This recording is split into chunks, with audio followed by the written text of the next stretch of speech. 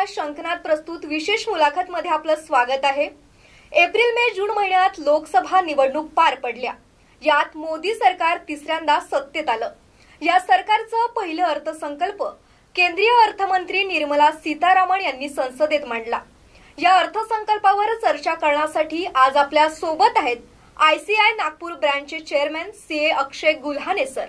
तर या अर्थसंकल्पाबद्दल आज आपण चर्चा करूयात. नमस्कार सर. शंखनाद प्रस्तुत विशेष मुलाखत मध्ये आपलं स्वागत आहे.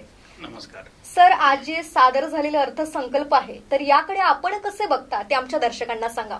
नक्कीच. पहिले तर आपल्या सगळ्यांचं स्वागत आणि धन्यवाद. आजचा जो अर्थसंकल्प होता तो माझ्या दृष्टीने 3 मूळ आधारस्तंभ होते. त्यात एक तर रोजगार निर्मिती, दुसरं होतं स्किल डेव्हलपमेंट आणि तिसरा मुद्दा त्यांनी कव्हर केला होता ऍग्रिकल्चर सेक्टरवर.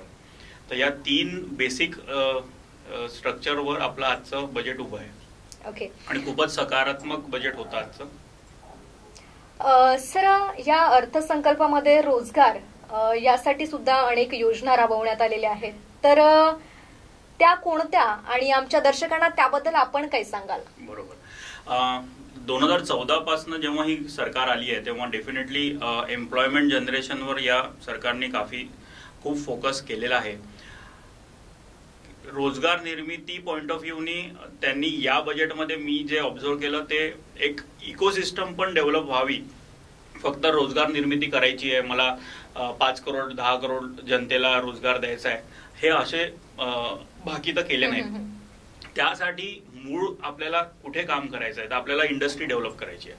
तर सगळ्यात पहिले तर यात त्यांनी इंडस्ट्रीयल पार्क बद्दल बोलले.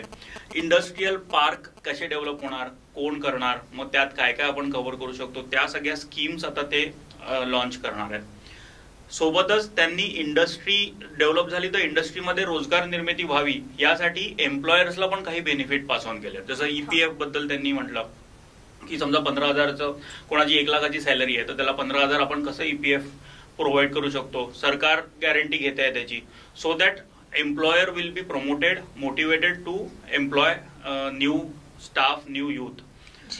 आता यंग जितके पण आहेत त्या लोकांना स्टायपेंड फॅसिलिटी ते प्रोव्हाइड करणार आहे. सो दॅट त्यांचा संकल्प त्यांनी घेतला की 5 करोड युवा लोकांना आपल्याला मेन टॉपच्या 500 कंपन्यांमध्ये आपण कसं त्यांना इंटर्नशिप देऊ शकतो त्याबद्दल त्यांनी यात कव्हर केलं. सो दॅट त्यांना काही स्टायपेंड पण मिळेल, त्यांना ट्रेनिंग मिळेल, ऍट द सेम टाइम त्यांची स्किल डेव्हलपमेंट पण होणार. अगदी बरोबर. सर, जसं तुम्ही या अर्थसंकल्पामध्ये जे आज सादर झालं 3 बाबी सांगितले तुम्ही, रोजगार, कौशल्य विकास आणि कृषी. तर कौशल्य विकास यावरती आपलं काय मत आहे? तर स्किल डेव्हलपमेंटच्या पॉइंट ऑफ व्ह्यूने आपल्याला जर माहिती असेल की जुन्या ITI चालू होते इन्स्टिट्यूट, तर ITI ला रिव्हॅम्प करायसाठी ते एक आता पॉलिसी फ्रेम करणार. तर काही मॉडेल इन्स्टिट्यूशन्स राहतील त्यांच्या अंडर हे ITI काम करेल, जेणेकरून आपल्याकडे जितके पण रोजगार निर्मितीसाठी जे छोटे छोटे प्रोफेशन्स होते त्याला पण प्रमोट करू शकू, प्लस त्यांचं काम इंडस्ट्रीमध्ये जितकी डिमांड आहे आज ती आपण फुलफिल करू शकू. अगदी बरोबर. सर, आपला देश हा एक कृषी प्रधान देश आहे. तर याच्यामध्ये कृषी संबंधित सुद्धा नवीन योजना जाहीर करण्यात आल्यात. तर त्याबद्दल आमच्या दर्शकांना आपण काय सांगाल? नक्कीच. मला या बजेटमध्ये एक आनंद याचा पण झाला की आपण आजपर्यंत म्हणत आलोय की भारत हा कृषी प्रधान देश आहे. आपलं मेजर इकॉनॉमी ही ऍग्रिकल्चर बेस्ड इकॉनॉमी आहे.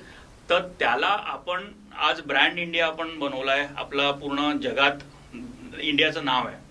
तर त्या ऍग्रिकल्चर सेक्टरला आपण इंटरनॅशनल फोरमवर कसं घेऊन जावं, तर त्यासाठी या बजेटमध्ये खूप चांगलं त्यांनी प्रावधान केलेलं आहे.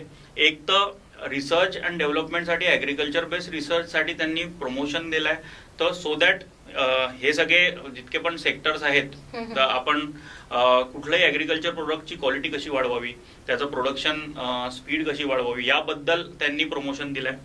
दुसरं, या प्रोडक्ट्स ऍग्रिकल्चर प्रोडक्ट एकदा आल्यानंतर यांची ब्रँडिंग कशी करता येईल, यांना सर्टिफिकेशन्स कसे देता येईल, सो दॅट आज जर आपला एरिया बघितला तर आपल्या याच्यात संत्र्यांची लागवड चांगली होते, तर संत्र्यांची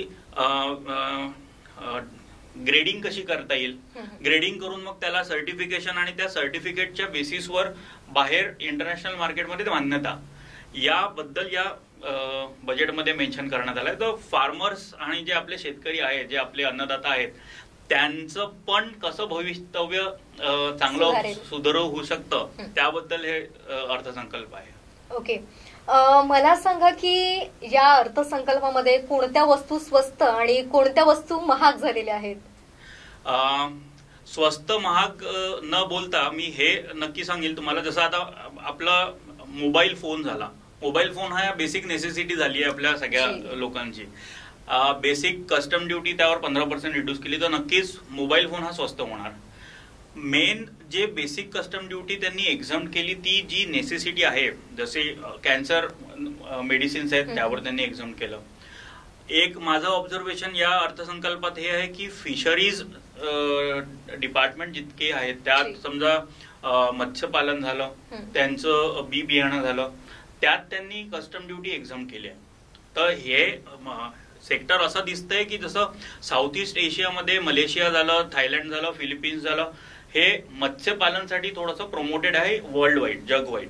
तर इंडियात पण ती सेक्टर आणायची असं मला दिसतंय सरकारचं. सर, आपण या अर्थसंकल्पामधील 3 ज्या मुख्य बाबी आहेत, जसं रोजगार, कौशल्य विकास, शेती, या सर्व आपण अर्थसंकल्पामध्ये आपण बघितलं.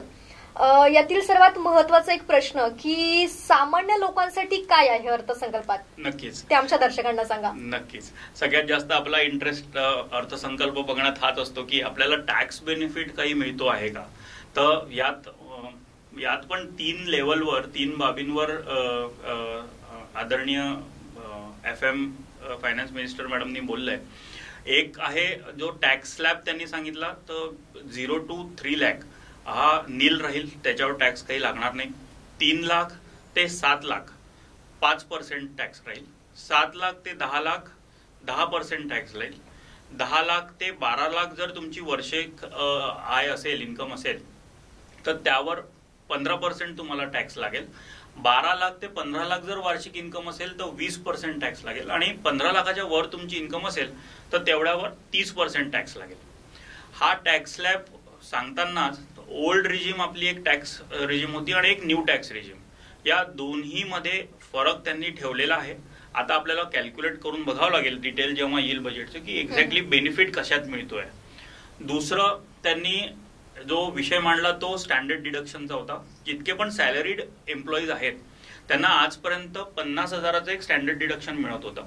जसं फॉर एक्झाम्पल तुमची 4 लाखाची सॅलरी आहे वार्षिक, तर 4 लाखाच्या सॅलरीमध्ये 50,000 डिडक्ट होऊन तुम्हाला 3.5 लाखावरच टॅक्स लागत होता. ती स्टँडर्ड डिडक्शनची लिमिट त्यांनी वाढवून 75,000 केली आहे. तर आता ती 4 लाखांना 75,000 वजा होतील आणि उरलेल्यावर तुम्हाला टॅक्स लागेल. नो डाऊट बाकीचे डिडक्शन जे राहतील ते मिळतीलच आपल्याला. तिसरं या बजेटमध्ये अर्थसंकल्पात हे एक चांगला पॉईंट मिळाला, विवाद से विश्वास.